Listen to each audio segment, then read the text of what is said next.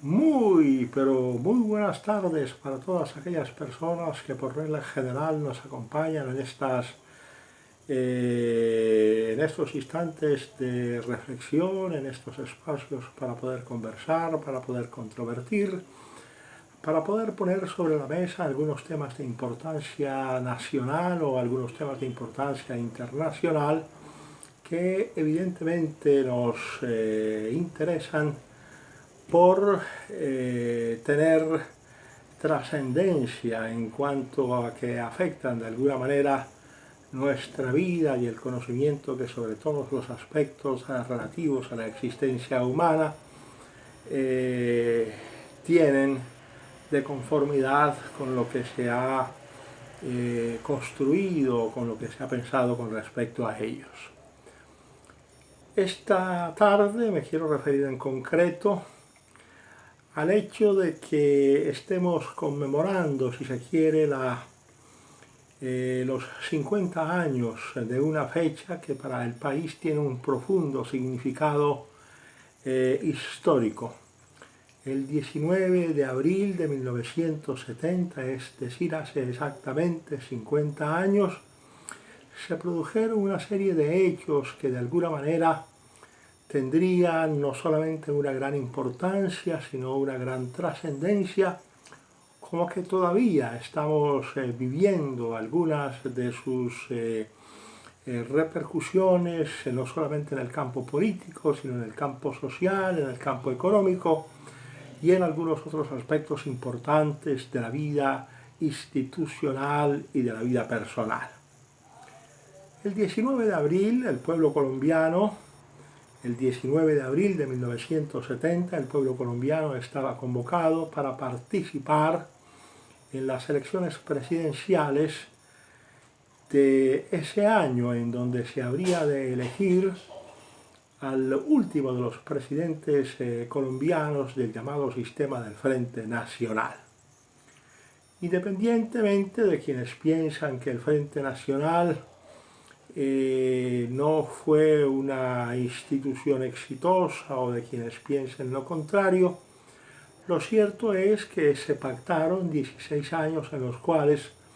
los partidos históricos se alternaban en el poder político y además se repartían paritariamente las corporaciones de origen popular. Pero independientemente de eso, el 19 de abril se habían presentado como candidatos a la presidencia de la República Misael Pastrana Borrero, quien contaba con la simpatías del Partido Liberal en su conjunto, con un sector importante del Partido Conservador, el general Gustavo Rojas Pinilla, que había creado su propio movimiento al interior del Partido Conservador, o por lo menos eso fue lo que dijo en ese instante, llamado Alianza Nacional Popular, en donde naturalmente participaban antiguos miembros del Partido Conservador, pero también antiguos miembros del Partido Liberal, que de alguna manera no se habían sentido representados durante el Frente Nacional. Evaristo Surdís, que representó los intereses de la costa atlántica y que en algún momento generó grandes expectativas o grandes esperanzas especialmente en los pueblos del Caribe, y finalmente Belisario Betancur, quien a pesar de ser conservador y de haberse inscrito como conservador para las elecciones de ese año, prefirió no solamente no participar en la convención conservadora, sino desde el principio decir al electorado colombiano que se presentaría a las elecciones como una disidencia del oficialismo conservador. Oficialmente las elecciones fueron ganadas por Misael Pastrana Borrero por unos guarismos exiguos con relación a Gustavo Rojas Pinilla. Se produjeron esa noche y por supuesto a lo largo de la mañana siguiente una serie de movilizaciones que implicaron lo que el presidente Carlos Lleras Restrepo en su momento denominó manifestaciones que perturbaban ostensiblemente el orden público y hasta donde recordamos decretó por la noche ya del día 20 de abril un famoso toque de queda que fue cumplido a rajatabla por absolutamente todas las personas sin que absolutamente nadie protestara, y hasta el mismísimo general Gustavo Rojas Pinilla lo acompañó en esa decisión tan difícil de tomar en esos momentos, cuando de las barriadas populares, especialmente de Bogotá, llegaban al centro de la ciudad algunas personas o algún grupo de personas dispuestas a reivindicar el supuesto triunfo del general Gustavo Rojas Pinilla. A estas alturas nosotros no tenemos elementos de prueba que nos permitan inferir que en esa fecha se produjo un fraude electoral, como tampoco tenemos elementos de prueba para negarlo en forma contundente. Lo cierto es que el gobierno tomó la decisión, o por lo menos las autoridades electorales tomaron la decisión de no comunicar a la opinión pública las cifras del escrutinio, sino hasta el día siguiente, cuando apareció como un último boletín la victoria, repito, exigua del entonces candidato oficialista Misael Pastrana Borrero, quien ocupó la presidencia de la República durante el último periodo del llamado Frente Nacional. Pero también nos interesa decir que el 19 de abril de 1970 se cumplen 50 años desde la aparición del movimiento 19 de abril, es decir, del grupo guerrillero M-19, que a lo largo de toda la década del 70, de toda la década del 80, generó una serie de perturbaciones en el orden público, y donde desafortunadamente sus dirigentes tomaron la decisión de utilizar la vida humana como una especie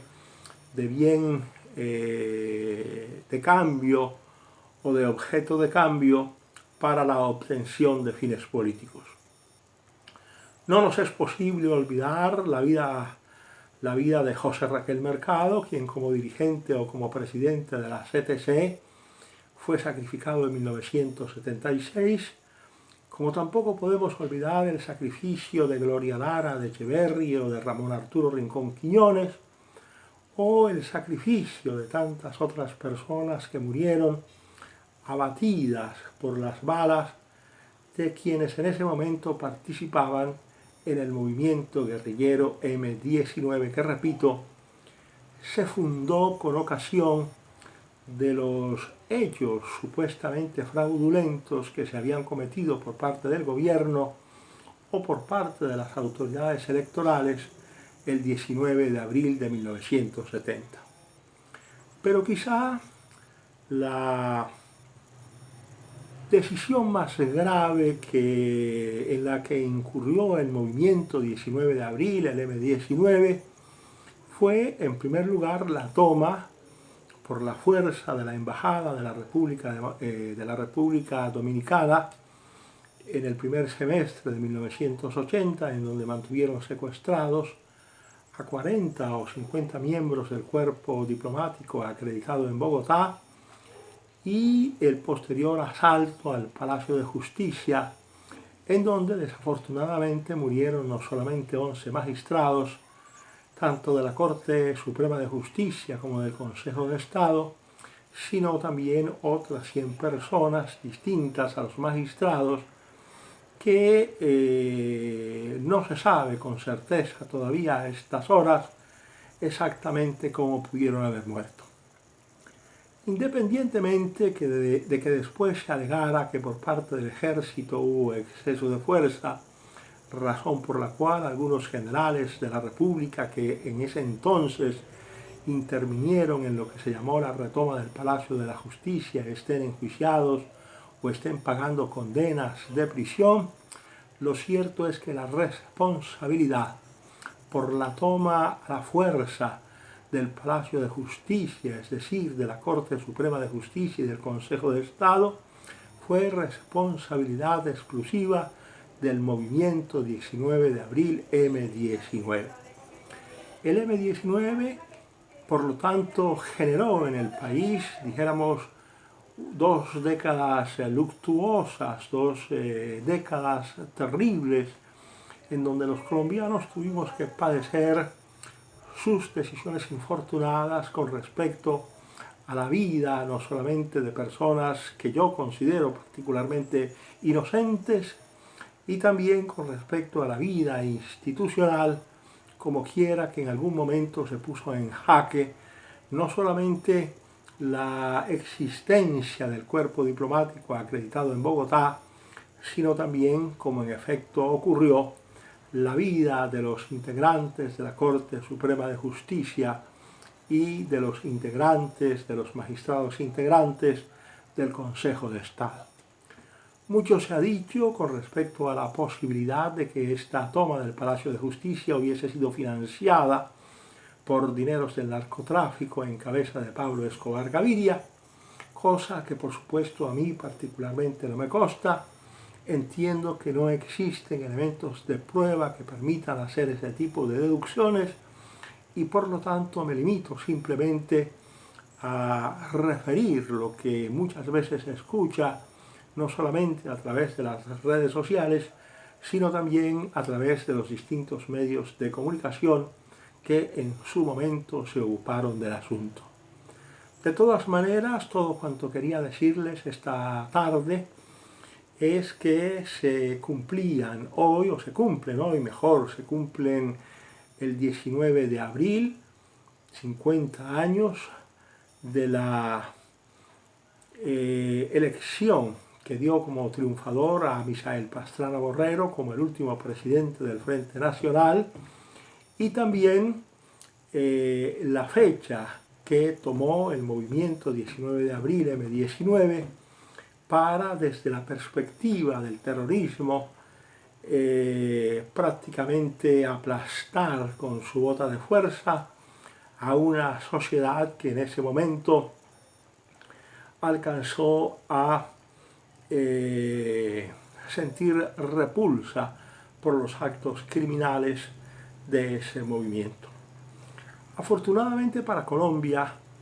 en 1989 se llevaron a cabo una serie de conversaciones de paz que terminaron con una generosa amnistía, con un generoso indulto que permiten a los antiguos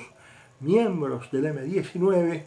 participar libremente en política y en otras importantes actividades de la sociedad colombiana. Pero aún así, los antiguos miembros del M19 están en la obligación, o por lo menos en deuda con la sociedad colombiana, de expresar a través de declaraciones o a través de comisiones de la verdad o a través de sus testimonios exactamente cuál pudo haber sido el grado de participación criminal que en su momento correspondió a cada uno de sus integrantes cuando estuvieron inmersos en la violencia política que asesinaba y tomaba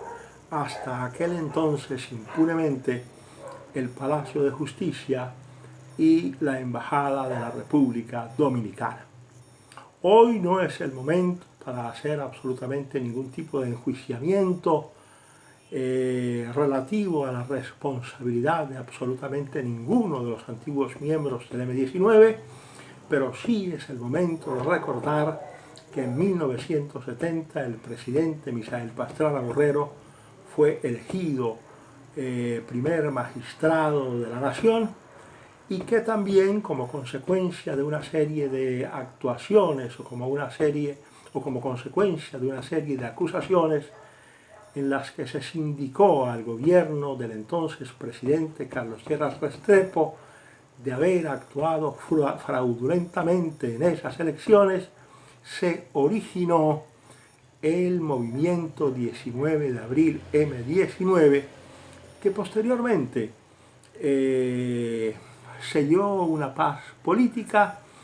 y se hizo acreedor a la amnistía y al indulto. Nos quedan debiendo, por supuesto, a las víctimas, especialmente la reparación integral y sobre todo la verdad de lo que realmente aconteció con respecto al grado de responsabilidad individual que tenían cada uno de esos guerrilleros, especialmente en aquellos actos contrarios a la ley y contrarios al orden jurídico colombiano. No es otra cosa lo que quería decir esta tarde, mis amigos, y por el momento simplemente me despido para una próxima oportunidad, con la esperanza de que no solamente me escuchen, sino que de alguna manera, a través de las redes sociales o a través de los mecanismos que ustedes a bien tengan, participen en la discusión, en la controversia de estos temas de interés político colombiano. Muchísimas gracias y hasta pronto.